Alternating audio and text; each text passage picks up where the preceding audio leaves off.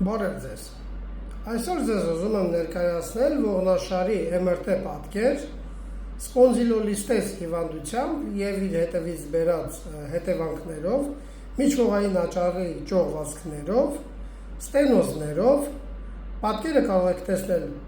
կողմնային կտրվածքում եւ հորիզոնական կտրվածքում։ Եվ այսպես շերտ նկարը տանում ենք առաջ, որպեսզի մանրամասն տամ ձեզ պատկերացում։ Ահա տեսեք 4-րդ ողի մարմինը սահած առաջ 5-րդ ողի մարմնի համեմատությամբ եւ ձևավորված միջողային աճառի ճողվածք։ Նույն ձևի տեսնում ենք ավելի քիչ 3-րդ ողի մարմինը սահած 4-րդ ողի մարմնի նկատմամբ եւ ձևավորված միջողային աճառի ճողվածք։ Եվս մեկ շերտ գնում ենք առաջ եւ տեսնում ենք պատկերն ավելի խորացած, թե 3-4 ողերի մակարդակում, թե 4-5 ողերի մակարդակում բավականին մեծ է սահքը կամ անկայունությունը, մոտավորապես կազմելով 4-ից 5 մմ։ Գնում ենք ավելի խորը եւ պատկերը գնալով ավելի ու ավելի խորանում է։ Տեսնում ենք 3-4 ողի մակարդակում մեծ ճողված, 4-5 մակարդակում ստենոզ, եւ ստենոզ առաջացել է ոչ միայն ճողվածքի պատճառով, այլ նաեւ ողնասահքի պատճառով։ Սա կողմնային նկարն էր սագիտան, հիմա տեղափոխվում ենք նայելու նույնպես հորիզոնական պատկերը, խնդրեմ, սա մեր ողնանցքն է, ողի մարմինն է, ֆորամենան միջողային կողմնային լուսանցքները եւ մենք հիմա կտեսնենք, թե ինչպես է սեղմված այդ լուսանցքները։ Շերտ գնում ենք առաջ։ Երկրորդ մակարդակում ոչ մի խնդիր չունենք։ Այժմ հասանք 3-4 մակարդակում, մենք տեսնում ենք բավական արտահայտված արտափքում միջողային լուսանցքներում բավական լուրջ սեղմում, գնում ենք առաջ, հաջորդ մակարդակը,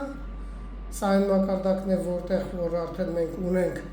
խորը անկայունություն, ահա տեսնում ենք ողի ուրեմն միջողային լուսանցքում եւ ողնանցքում բոլոր կողմերից սեղմած ճողվածք եւ անկայունության հետևանք հանդիսացող ստենոզ, այսինքն այստեղ խոսքը վերաբերում է երկկողմանի ստենոզին եւ հիմա կասեմ, թե ինչ է պետք, սա էլ 5-1 մակարդակն է, միակողմանի սեղմումով, էլի ձևավորած ստենոզ, երկկողմանի, բայց միակողմանի ավելի ուժեղ ձախակողմյան սեղմումով։ Ինչ ենք իրականացնում նման դեպքերում։ Նման դեպքերում վերականգնողական բուժման փորձերը հիմնականում կամ բացարձակապես ապարդյուն են։ Ինչի համար ենք համարում ապարդյուն վերականգնողական բուժման փորձերը, որովհետև մանավանդ հասուն տարիքում ունենալով շատ փոքր մկանային զանգված, այսինքն մկանային զանգվածի կորուստ ունենալով, օստեոպարոզ ունենալով, պսոաս մկանների, որովայնի խորանիստ մկանների թուլության պատճառով, մկանների ջլոտման պատճառով,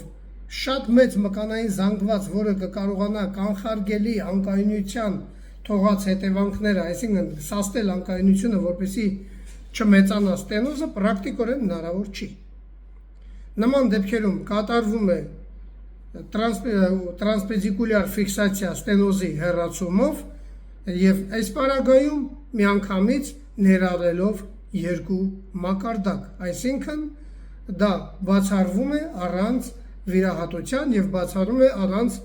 ողերի միմյանց հետ ֆիքսելու տրանսպեդիկուլյար ֆիքսացիայի։ Տրանսպեդիկուլյար ֆիքսացիա անելով մենք կանխարգելում ենք տվյալ խնդրի հետագա զարգացման հնարավորությունը։ Այսքանը այս դեպքի մասին։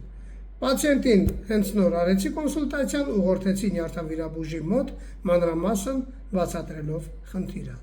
Այսքանը ես բժիշկ Տիգրան Գրիգորյանն եմ, հետևեք իմ էջին։